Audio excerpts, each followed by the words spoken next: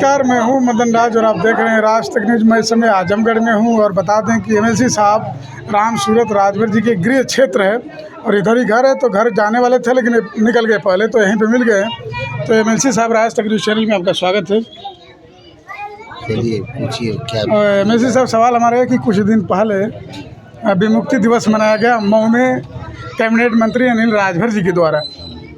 तो वो बोल रहे थे कि मैं ही कर सकता हूँ, कोई दूसरा नहीं है। अच्छी बात है, और जितना किए हैं 2 बार कैबिनेट मंत्री, उतना आप लोग जान भी रहे हैं कितना किए हैं। इसको अच्छी जानकारी है, जनता को भी, अपने समाज के लोगों को भी, कितना जनता के बीच, समाज के बीच कितना काम किया उसको जानकारी है जनता को। किधर हम लोग जो किए कहते नहीं हैं, वही कर सकते हैं। वो लोग तो जो हम मुकदमा कराए तो उसको भी झूठ बोल के बोले थे, फाइल भिजवा दिए ओम प्रकाश, दोनों लोग झूठ बोले थे। बताइए, फाइल यही पड़ी हुई है, ताकि हम भारत सरकार को भिजवा दिया। सुने थे कि नहीं समाचार? नहीं, सही बात है। और उसका मैं खंडन किया था और शीर्ष नेतृत्व से कहकर पूछवाया, वहाँ के जो संगठन के थे जागो राजभर वाले, वहाँ मेरे साथ गए तो मैं वहाँ पूछवाया और कहे कि ये तो समाज कल्याण मंत्री क्या ही पड़ी थी फाइल। तो एमएलसी साहब वो बोल रहे थे कि यह डिनोटिफाई वाला विमुक्ति वाला, यह जो नात करवाए थे बहुत पहले, कांग्रेस के समय में हुआ था, उनका कोई आसान नहीं है। और जो वो है एसटी वाला डिनोटिफाई, ये दोनों एक ही चीज़ थी। लेकिन कारण था कि उस समय तो नाथ जी ध्यान नहीं दिए। जब हमको आप आरक्षण दे रहे हैं शिक्षा में, तो सरकारी सेवाओं में क्यों अनुमान कर रहे हैं? तो अभी तो सरकार में है ना, आपको कहना चाहिए। सरकार में मैं कह रहा हूँ ना, इसीलिए यह जो हम या कोई नेता नहीं कर पाए। जितने लोग एसटी का आरक्षण पाए हैं वह कोर्ट में लड़े हैं। मैं जब दाखिल करवाया तब भी कहा, जब ब्रीफ तैयार हुई तब भी कहा कि यह जो है आप करोगे, पूर्वांचल में ये संख्या है और जब तक यहाँ हाली होने नहीं लोग देंगे। आपको फैसले के बाद कंटेम्प्ट करना होगा, फिर भी केंद्र सरकार नहीं करेगी, फिर सुप्रीम कोर्ट जाना पड़ेगा, फिर करना पड़ेगा, फिर कंटेम्प्ट करना पड़ेगा, तब सरकार करेगी। नहीं तो तमाम जातियाँ लड़ती हैं पूर्वांचल में, हाल ही ये नहीं होगा। तो एमएलसी साहब, आप खुद सरकार में हैं और अनिल मंत्री जी खुद सरकार में मैंने राजभर समाज का लगभग जितने नेता हैं वो सब इस समय सरकार में, तो फिर मिलेगा कब आरक्षण? ऐसा सरकार में है, सारी बात है, सरकार में ही विरोध रहता है ना। हमारी ही सरकार है, जो लोग यहाँ दूसरे खा खा रहे हैं वह हाल ही लेने देंगे, तो हमको जुडिशरी का संरक्षण लेना पड़ेगा। तो 72 घंटे में आपके ही सरकार ने आरक्षण दी ना सामान्य वर्ग को? नहीं, आर्थिक स्थिति पर दी थी ना? नहीं, आर्थिक नहीं, आपका जो है वह डिफरेंस है, वह तो उसी में उसी वर्ग के उसी काट दे रहे हैं। आप एसटी के लेंगे, एसटी में आप हैं, और रोज़ आप एससी की मांग रहे थे, लोग कितने राजभर एससी मांग रहे थे। जब उसमें आरजीआई की रिपोर्ट देती है ना, पूरे भारत की रिपोर्ट, जातियों का विवरण, रजिस्ट्रार जनरल ऑफ इंडिया, उसने स्पष्ट लिख दिया कि that is card not to belong SC, that is card belong to ST. तो आप कहाँ से मांग रहे हैं एससी में? तो आप लोग विधानसभा में क्यों नहीं उठाते हैं? विधानसभा में विमुक्ति में ही करिए, लेकिन हर चीज़ में फायदा होना चाहिए, सिर्फ शिक्षा में नहीं होना चाहिए। इसी आधार पर अनिल कह रहे हैं ना, पूछिए काउंसलिंग MBBS जो है कौन कराया था? अनिल थे कि अनिल की सुखदेव गए थे कि ओम प्रकाश गए थे? पूछिएगा कि वो काउंसलिंग वही कराए, एडमिशन वही कराए, और रामबीर से वकील और एक इंजीनियर, एक और वकील बनारस के, ये लोग बेचारे मुकदमा लड़े हाई कोर्ट तक, तब MBBS करके निकल गए। आज उनकी पोस्टिंग भी है। तो मऊ में बोल रहे थे कि विमुक्ति में, चाहे अब बोलने में तो हम क्या बोल जाएं? अगर बोलने में सामने हमने डिबेट करा दीजिए बैठा कर कि हाँ तो बता दें, कागजों नहीं मालूम होगा कि क्या क्या दाखिल हुआ क्या नहीं हुआ है। तो वही बनारस में बोल रहे थे ना कि चलिए कटिंग मेमोरियल में, कि चलिए आज़ादी मिलने वाली है, तो सारे राजभर समाज को लेकर गए, फिर लोग ढूंढ रहे हैं आपको, सारे राजभर समाज के नेताओं को लोग ढूंढ रहे हैं। सारे राजभर समाज के नेताओं को ढूंढ रहे हैं। मैं एक ऐसा मात्र नेता हूँ, कभी राजभरों से ठगी नहीं किया हूँ, किसी जात से न चंदा मांगा हूँ, न कभी किसी को धोखा दिया हूँ, और यह भी नहीं कहा हूँ 5 प्रकार तो कहे 5 फुट को दरोगा सिपाही बनाएंगे तो हम वो भाषा नहीं बोल पाएंगे। अनिल कहे कि हम आरक्षण दिलवाने जा रहे हैं अमित शाह को बुलवा कर, तो केवल स्वार्थवश अपने MLA होने के लिए नाते न। मैं कभी भी अपने लड़के या परिवार के लिए राजनीति में कभी पैरवी नहीं किया, न कहा मेरे लड़के को टिकट दे दीजिएगा। तो अभी विमुक्ति की माला जप रहे हैं, ऐसा क्यों? मैं तो विमुक्ति की जरूरत नहीं पड़ेगा, अगर उसको तो एक ये नहीं पैरवी करेंगे, मैं कहा कोई नेता नहीं कर पाएगा, तुम लोग इसको मुकदमा छोड़ोगे नहीं तो अपने आप ही हो जाएगा, सुप्रीम कोर्ट तक लड़ना पड़ेगा। तो एमएलसी साहब, ये दोनों लोग जो नेता हैं विधानसभा में बैठते हैं, तो ये लोग आवाज़ क्यों नहीं उठाते हैं? कारण क्या अच्छा, है? जब एक बार मैं आवाज़ उठाए ना कि हम भिजवा दिए हैं, तो करवाते क्यों नहीं? जब तुम सब कह रहे हो कि हम कर देंगे तो करो भाई।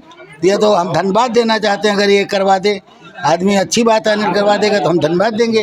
ये बोलते हैं कि मैं नहीं करूँगा तो कोई 7 पीढ़ी तक कोई नहीं कर पाएगा।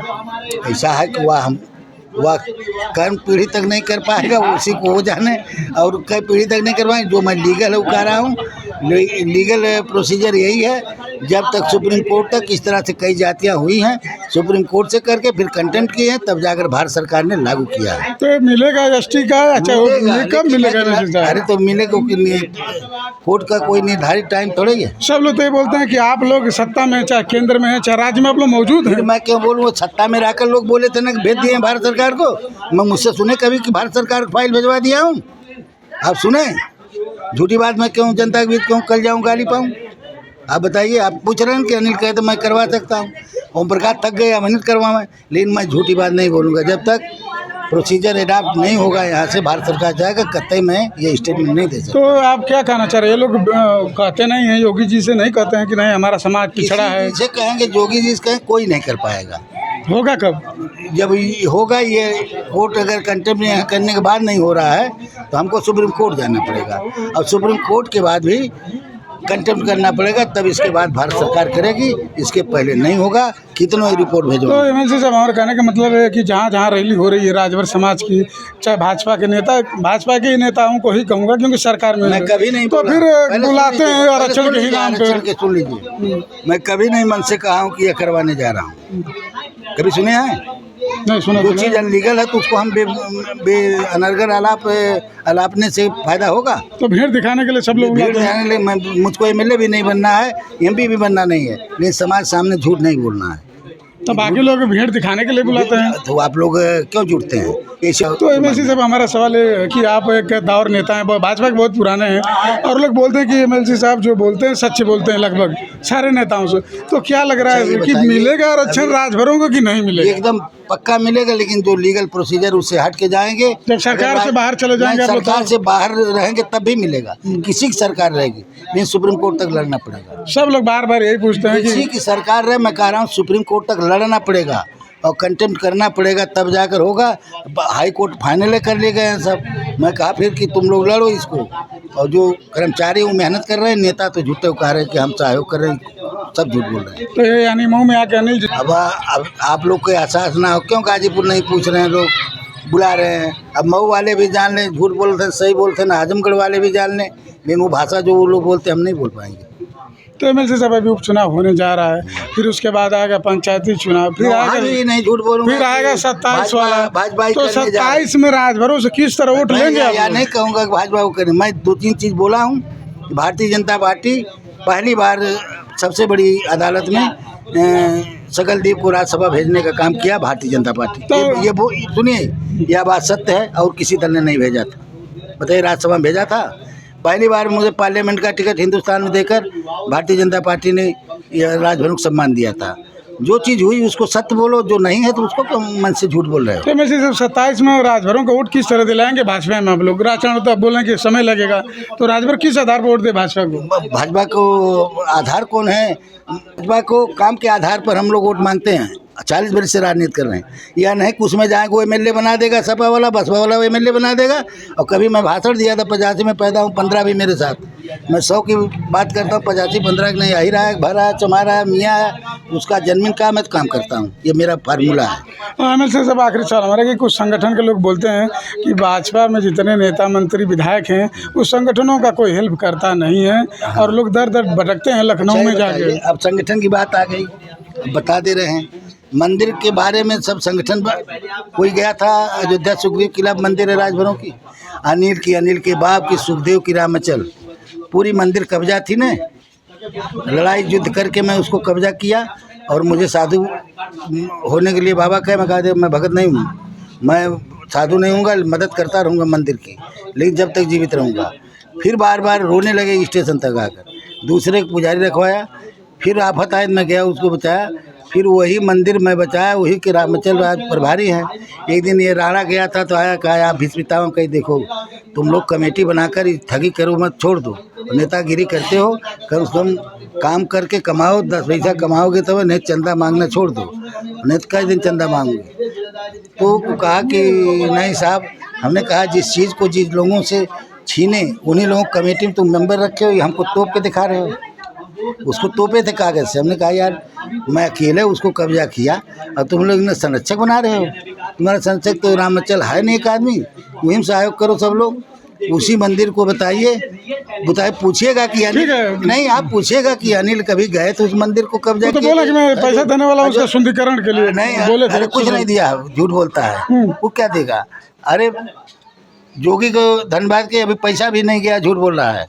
ऐसा है, सुग्रीव किला पे पूरा हनुमानगढ़ी के ज्ञानदास वहाँ के माने हुए दबंग साधु थे नागा, अब पूरा कब्जा कर लिए थे राजभर मंदिर, एक चौहान मंदिर, दोनों में कब्जा से मुक्त कराया। पता लगाइएगा वहाँ जो फैजाबाद अब अम्बेडकर नगर अब 2 जिला हो गया, पता लगाइएगा कि। तो एमएलसी साहब संगठन के लोग हैं, मैं नाम नहीं लेना चाहता, बोल रहे कि एमएलसी साहब खुद हेल्प नहीं करते हैं, जाने के बाद गायब हो जाते हैं। ऐसा है, एमएलसी साहब जितना सहयोग करते हैं पढ़ाई लिखाई में, जितने लड़कों को पढ़ाए होंगे कोई पढ़ाया ही नहीं होगा, और एक जात के नहीं दूसरी भी जात के।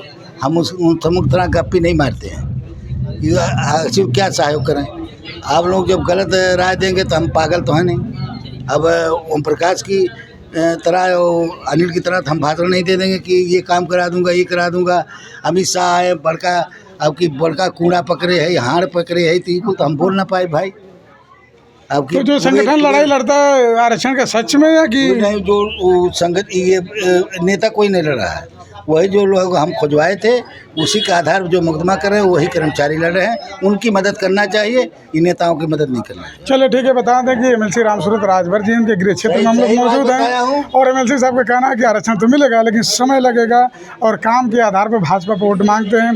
अब यह देखना है कि राजभर समाज का वोट जब 2027 आएगा तो एमएलसी साहब क्या कर लेंगे, तो आने वाला समय बताएगा। बाकी आपकी क्या राय कमेंट बॉक्स में जरूर लिखिए। ऐसी खबरों के लिए राज तक न्यूज़ चैनल देखते रहिए।